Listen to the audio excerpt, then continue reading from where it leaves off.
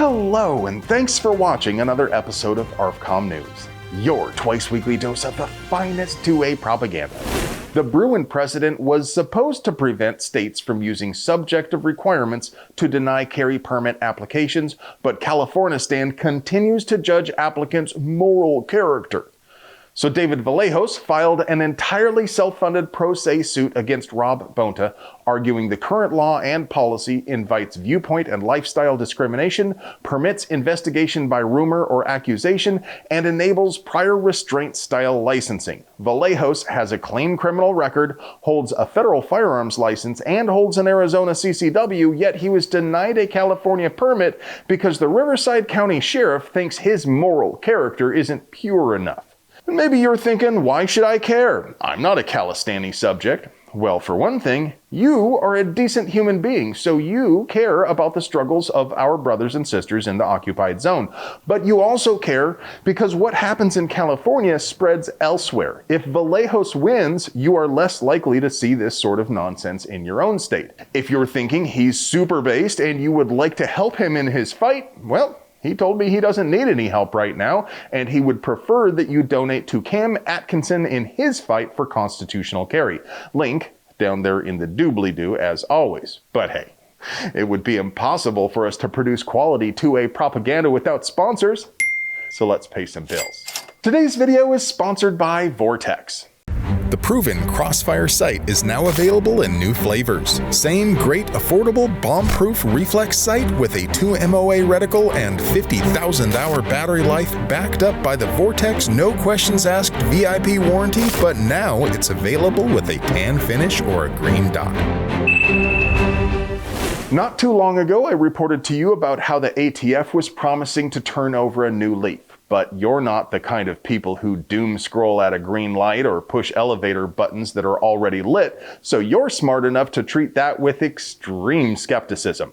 And the cracks are already showing. F-Troop just decided that a partially complete 365 fire control unit is a firearm in the context of the 1968 Gun Control Act. That is, they are not considering it to be the same as a partially complete Glockish frame or AR lower. The Supremes upheld the ATF rule on frames and receivers, so technically they can call pretty near anything a firearm. It comes down to what they are willing to call readily convertible. In practice, the way it's worked out in the past was that they considered a kit with an 80% frame or receiver along with all of the tools and jigs needed to complete it to be a firearm. But 80% frames or receivers on their own were not considered firearms and could therefore be purchased without a 4473.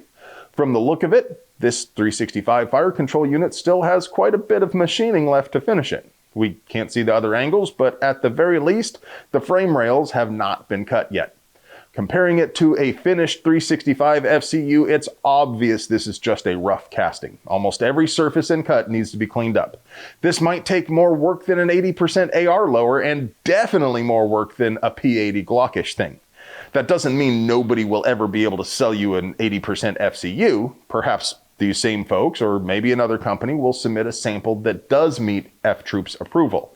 It could be as simple as explaining more carefully what steps need to be done to complete the unit. What do you guys think? Is the ATF even capable of approaching sanity on a subject like this? For the past couple of weeks, an outage caused by a cyber attack has prevented gun dealers in Nevada from processing background checks, more or less freezing sales for anyone who doesn't have a Nevada carry permit. So in a very real way, the rights of every single Nevada resident are being infringed, but there is next to nothing anyone can do about it. Why did this attack only impact Nevada? Because Nevada is a point of contact state. That means that while most other states just run background checks through FBI NICS, Nevada requires dealers to call background checks into their own system. This was sold in the 90s as a more complete check because the states were thought to have access to records the feds didn't have access to, but the real reason is Nevada collects fees for every single background check. And of course, it doesn't hurt that there is no statute preventing them from keeping those records forever, creating a registry of gun owners. If you think my tinfoil is screwed on a little too tight for thinking the Nevada government might just be keeping a secret list of gun owners, how's this for a conspiracy theory? There's really no reason at all that a state government couldn't stage a cyber attack if they wanted to shut down all gun sales. Not saying that's what happened this time, but that's what could happen in the future, which is why a system like that shouldn't exist in the first place. I'd love to hear ways that we could sue it out of existence. Florida's open carry ban is finally dying a well-deserved death. The Florida First District Court of Appeals unanimously ruled it violates the Second Amendment, and Florida Attorney General James Othmeyer will not be seeking a rehearing or an appeal. That means the law is done. Rounds complete. End of mission. This victory was made possible by Stanley McDaniels, who had the courage to intentionally get arrested in order to challenge the law. So how about a round of applause for a proper Florida man? Now, before I give you that moment of zen I know you've been waiting for, I wanted to let you know we have totally redesigned the forum. Now, I'm not allowed to tell you the URL where ARFCOM lives because the tube of yous has no limit to their contempt for you, but it is easy to find if you just type ARFCOM into a search engine. I think you will enjoy the new, cleaner look, and we added quite a few features as well. If you have never visited ARFCOM before, well, it's both the best and the worst gun-related site on the interwebs.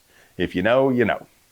You do not need a paid account to read or post, but it occurred to me the other day that we don't use a crowdfunding site like most other channels, and rather than give a cut to a potentially anti-gun company like Patreon, if you think what we're doing is good for the country and you want to help us keep doing it by flipping us a few quatloos, the absolute best way to donate to us is to buy a team membership, which gives you access to exclusive areas.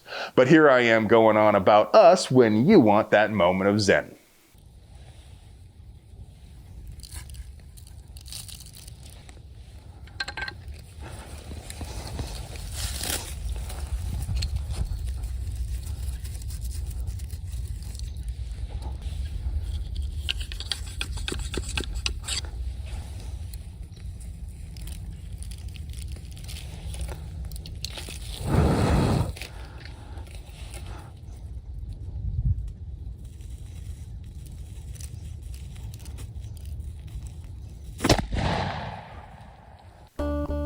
Hello, friend. Do you like pews and pew-related things?